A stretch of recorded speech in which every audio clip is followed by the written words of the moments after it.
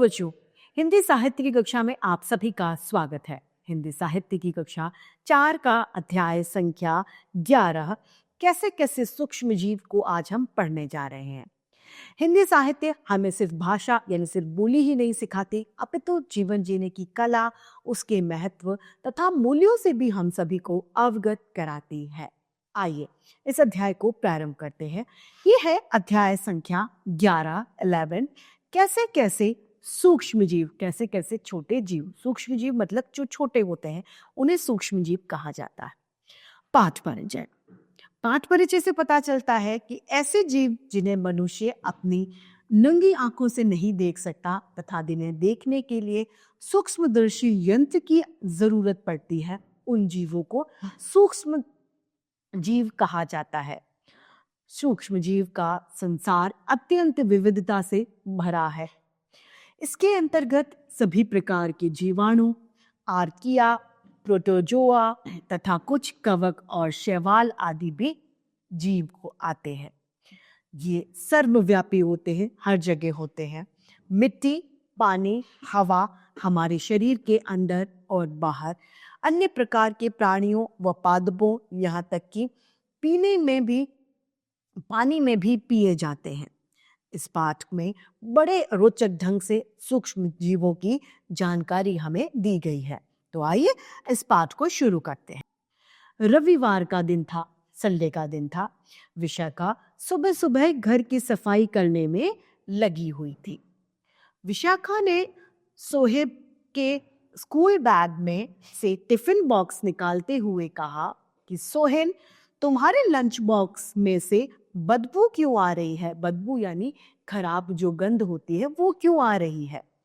लगता है तुमने खाना नहीं खाया होगा और वह खराब हो गया होगा। यानी खाना नहीं खाया, लंच बॉक्स रखा रहा, फलस्वरूप उसमें खाना सड़ गया। रजनी ने सोहन की शिकायत करते हुए कहा, हाँ माँ, कल इसने पूरा खाना नहीं खाया था। ये सच है कि इसने कल पूरा खाना नहीं खाया था। माँ गुस्से से चिल्लाती हुई बोली, मैं तुझे खाना खाने के लिए देती हूँ, बचाने के लिए नहीं। रोज सुबह जल्दी उठकर खाना बनाओ और तुम खाना बचाकर ले आते हो। अरे, उनसे जाकर पूछो जिन्हें खाना नहीं मिलता, तुम्हें मिल रहा है तो बर्बाद करते हो। लंच बॉक्स का खाना पूरा खाना चाहिए। और आप सभी को भी इससे क्या सीखना चाहिए कि लंच अपना फिनिश करके जाएं स्कूल से। और इस बच्चे ने क्या किया? खाना बर्बाद कर रहा है, खाना खाता नहीं है और वापस लंच बॉक्स लेके आ जाता है। राजीव को सुबह सुबह घर में इस तरह की डांट फटकार बिल्कुल भी अच्छी नहीं लगी। उन्होंने विशाखा से पूछा, अरे भाई, ऐसा क्या हो गया जो सुबह सुबह बच्चों को डांट टपट रही हो? वो पूछते हैं, क्या कारण है, तुम बच्चों को क्यों डांट रही हो सुबह सुबह? विशाखा ने राजीव को कहा, सोहन काम ही ऐसे करता है, रोज रोज टिफिन नहीं खाता, रोज खाना बचा के लेके आता है स्कूल से और खाना बर्बाद हो जाता है। खाना एक तो बर्बाद होता है और उसकी सेहत पर भी फर्क पड़ता है। जब वो खाना नहीं खाएगा तो क्या होगा? कमजोर हो जाएगा। राजीव हंसते हुए बोले, लेकिन विशाखा, खाना बर्बाद कहाँ हुआ? सोहन ने ले खाया तो इसे बैक्टीरिया यानी जीवाणु खा गए या खा रहे हैं। यदि कोई खाना खा रहा है तो कैसे बर्बाद हुआ? कोई ना कोई तो खाना खा रहा है, बच्चा नहीं खा रहा तो क्या? जीवाणु तो खा रहे, बैक्टीरिया तो खा रहे हैं उस खाने को। तुम तो जब देखो बच्चों की तरफदारी यानी आप बच्चों का पक्ष लेते रहते हो, इसीलिए ये अपनी मन मर्जी चलाते हैं, यानी इनकी जो मन में आता है वो ये काम तब करते हैं। यह कहते हुए विशाखा रसोई घर में चली गई। माँ के जाने पर सोहन खुश हो गया कि चलो डांट से अब छुटकारा मिल गया, लेकिन उसे बैक्टीरिया की बात समझ में नहीं आई थी। रजनी को भी बैक्टीरिया की बात समझ में नहीं आई थी। उसने सोचते हुए पूछा, पिताजी, अगर बैक्टीरिया सोहन का खाना खा रहे हैं तो हमें खाते हुए दिखाई क्यों नहीं देते? यदि वो खाना खा रहे हैं तो हमें दिख क्यों नहीं रहे खाना खाते हुए? ऐसा क्या है? राजीव ने बच्चों को बैक्टीरिया के बारे में समझाते हुए कहा कि रजनी, यह बैक्टीरिया जो जीवाणु बैक्टीरिया या जीवाणु एक सूक्ष्म जीव है। कैसे जीव है? सूक्ष्म जीव यानी छोटे जीव है। ये इतना छोटा होता है कि हमारी आंखें उन्हें देख ही नहीं पाती। सोहन ने उत्सुकतावश पूछा, बड़ी बेचैनी से उसने पूछा, तो फिर हम इन्हें किस प्रकार देख पाते हैं? हम फिर उन्हें कैसे देखेंगे? राजीव ने जवाब दिया, सोहन, हम बैक्टीरिया को माइक्रोस्कोप यानी सूक्ष्मदर्शी की सहायता से देख सकते हैं, जो कि इस तरीके से होता है। इसमें छोटे से छोटे जीव भी हमें दिखाई देते हैं। रजनी ने बीच में ही रोककर बात पिताजी से कहा, माइक्रोस्कोप वही ना जिसमें छोटे से छोटे जीव या वस्तु अपने वास्तविक यानी अपने सच के आकार से बहुत बड़ी दिखाई देती है। वही यंत्र जो सूक्ष्मदर्शी कहलाता है, वो उसके बारे में पूछती है। राजीव बोले, हाँ, क्या तुम जानती हो कि सूक्ष्म जीव एक कोशिका वाले होते हैं? कितनी कोशिका वाले? एक कोशिका वाले। इनके आकार का अंदाजा तुम इसी बात से लगा लो कि ऑलपिन के किनारे यानी घुंडी के करीब 20,000 जीवाणु आ सकते हैं। तो जरा सोचिए कितने सूक्ष्म होते हैं। ऑलपिन कितनी बारीक होती है, उसकी घुंडी पे 20,000 ये आ जाते हैं, यानी बहुत ज्यादा छोटे होते हैं। सोहन ने हैरानी से पूछा, एक ऑलपिन की घुंडी में 20,000 जीवाणु? तब तो इनका नाम सूक्ष्म जीव ठीक ही है। वास्तव में बहुत ही छोटे होते हैं ये सूक्ष्म जीव। रजनी को सूक्ष्मजीव के बारे में जानना अच्छा लग रहा था। उसने पूछा, लेकिन ये सूक्ष्मजीव कहाँ रहते हैं? सूक्ष्मजीवों के प्रति रजनी की जिज्ञासा को जानकर राजीव ने कहा, सूक्ष्मजीव यहाँ, वहाँ, ऊपर, नीचे, तुम्हारे अंगों के बाहर, अंदर, हवा में, पानी में, जमीन पर, पत्थर पर, बर्फ पर, बाल पर, बैट पर, गेंद पर, कुर्सी पर, मेज पर, पर्दे पर, यानी सभी जगह ये सूक्ष्म जीव मौजूद होते हैं, सभी जगह ये रहते हैं। सोहन सोचने लगा कि जब सूक्ष्म जीव सभी जगह है तो फिर सब जगह ये बदबू क्यों नहीं आती, जैसे कि कभी कभी उसके टिफिन से आती है। राजीव ने उसे फिर समझाया, सभी सूक्ष्म जीव एक जैसे नहीं होते, अलग अलग उनमें वैरायटीज होती है, भिन्नताएं होती हैं। सभी के गुण अलग अलग होते हैं। कुछ बैक्टीरिया सिर्फ हानि पहुंचाते हैं तो कुछ हमें लाभ, और कुछ स्थान और वातावरण के गुण प्रदर्शित करते हैं। कुछ क्या करते हैं, हमें नुकसान पहुंचा देते हैं, कुछ हमें फायदा पहुंचाते हैं, और कुछ क्या करते हैं, जो हमारा एटमॉस्फेयर है, वातावरण है, उसके गुण हमें प्रदर्शित करते हैं, दिखाते हैं। जैसे कि दूध के बैक्टीरिया में जब दूसरे प्रकार का बैक्टीरिया आ जाता है तो दूध का क्या बन जाता है, दूध से हम दही बना लेते हैं। इस पर रजनी ने पूछा, लेकिन हमारी टीचर तो कहती है कि ये सूक्ष्म जीव हमें बीमार भी करते हैं, तो क्या ये बात सही है? ये सच है कि सूक्ष्म जीव की वजह से हम बीमार भी हो जाते हैं? राजीव ने रजनी को समझाते हुए कहा, सूक्ष्म जीव दो तरह के होते हैं, कुछ हानिकारक और कुछ लाभदायक। दोनों तरह के होते हैं, कुछ हमें फायदा देते हैं तो कुछ हमें नुकसान पहुंचाते हैं। तुम्हें जानकर हैरानी होगी कि मानव शरीर में 200 नहीं बल्कि अरबों सूक्ष्म जीव बसेरा करते हैं। हमारे शरीर में कितने हैं? अरबों सूक्ष्म जीव मौजूद हैं, जिसमें कुछ स्थायी होते हैं और कुछ अस्थायी, कुछ परमानेंट होते हैं, कुछ टेम्पररी होते हैं। इसमें से कई तो रोगजनक और परजीवी भी शरीर में डेरा डाल लेते हैं। कुछ रोगजनक होते हैं यानी जो रोगों को बढ़ाने वाले होते हैं, और परजीवी यानी दूसरों पर निर्भर करने वाले जो देव होते हैं, उन्हें परजीवी कहा जाता है। वो भी क्या करते हैं, वो भी हमारे शरीर में डेरा डाल लेते हैं।